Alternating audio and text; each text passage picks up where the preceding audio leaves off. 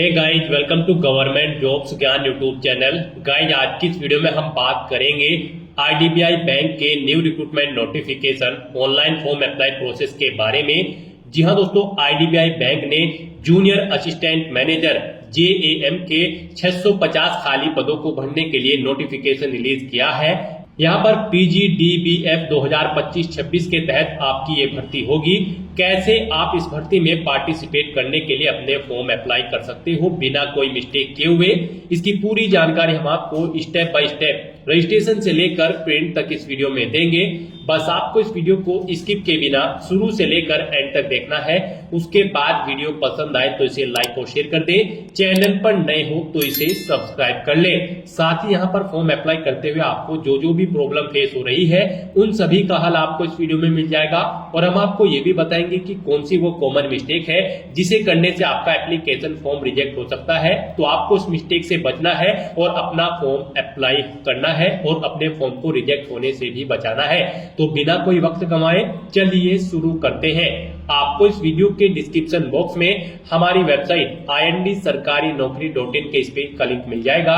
यहाँ पर आपको इस भर्ती के रिगार्डिंग सभी डिटेल्स प्रोवाइड कर दी गई है। आईडीबीआई बैंक के अंतर्गत जूनियर असिस्टेंट मैनेजर जेएएम के लिए भर्ती होने जा रही है पीजीडीबीएफ 2025-26 के तहत, यानी कि post graduate diploma in banking finance के तहत। यहाँ पर 650 वैकेंसीज हैं जिनको भरने के लिए आपसे आवेदन पत्र मंगाए जा रहे हैं। आप 1 मार्च 2025 से 12 मार्च 2025 के बीच में अपने फॉर्म अप्लाई कर सकते हो।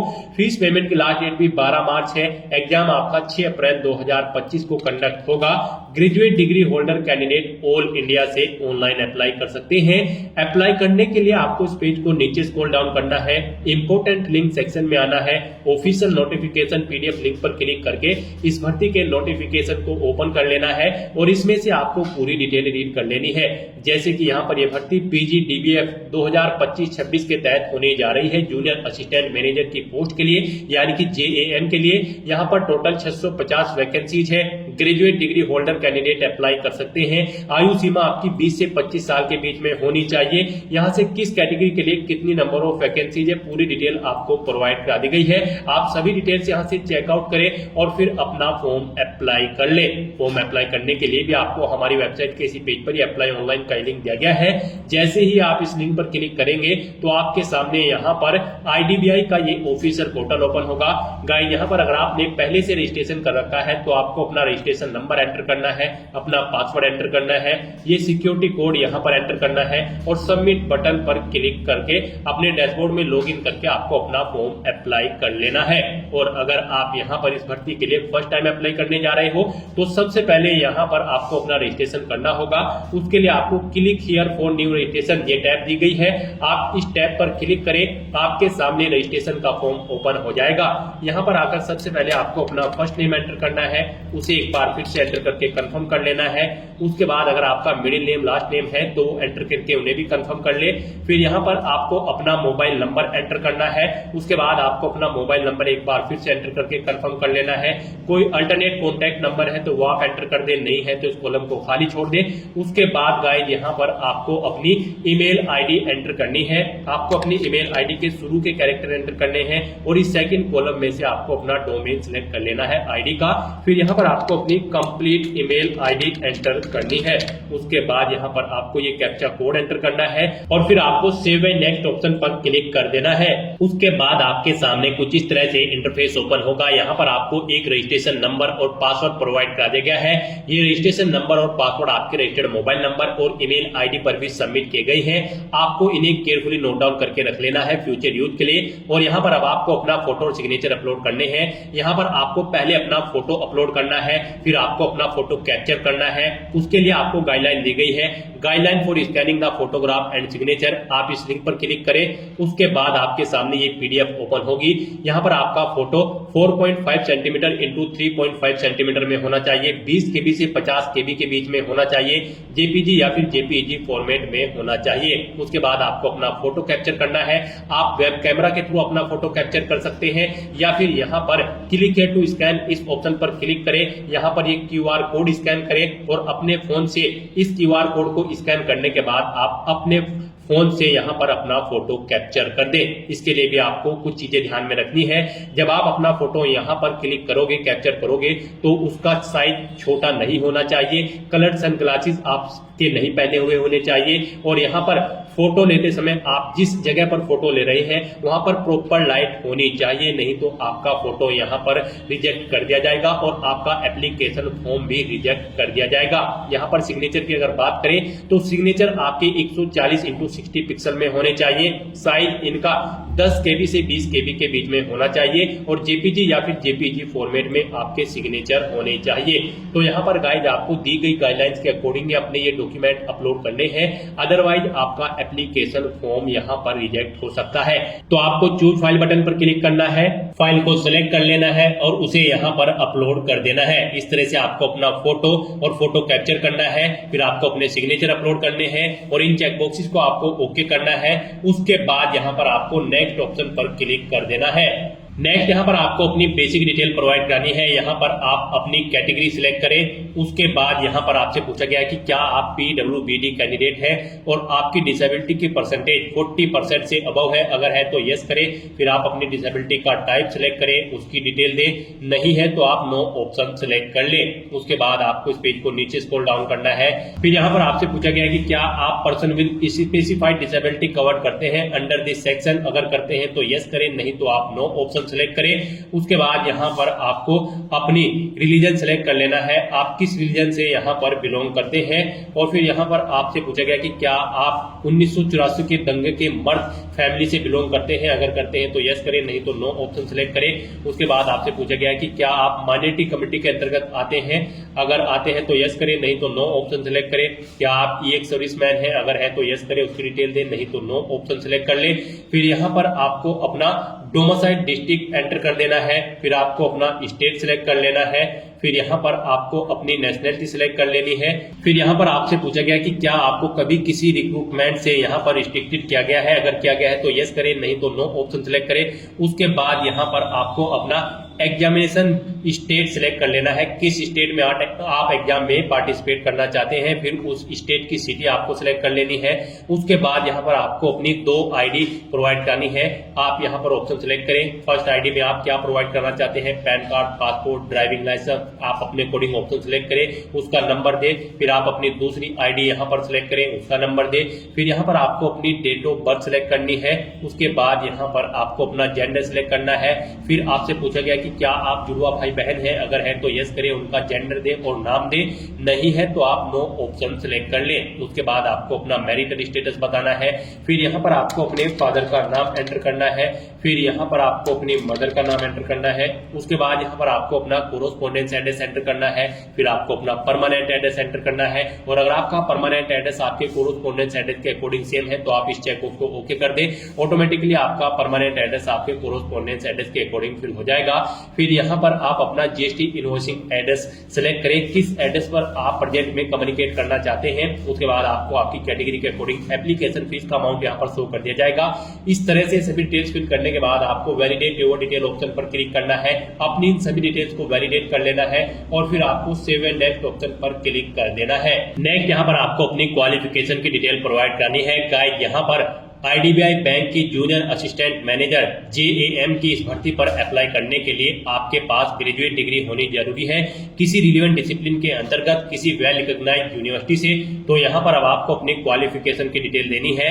सबसे पहले यहाँ पर आप कॉलेज का नाम दें जिस कॉलेज से आपने अपनी ग्रेजुएशन कंप्लीट की है, फिर यूनिवर्सिटी का नाम दें जिससे वो एफिलिएटेड है या फिर यूनिवर्सिटी। फिर उसके बाद यहाँ पर आपको स्ट्रीम सिलेक्ट करनी है या सब्जेक्ट जिसमें आपने अपनी ग्रेजुएशन कंप्लीट की है। उसके बाद यहाँ पर एपियर्ड हो या पास आउट हो, final year appeared candidate graduation में वो भी यहाँ पर इस भर्ती में पार्टिसिपेट करने के लिए एलिजिबल है।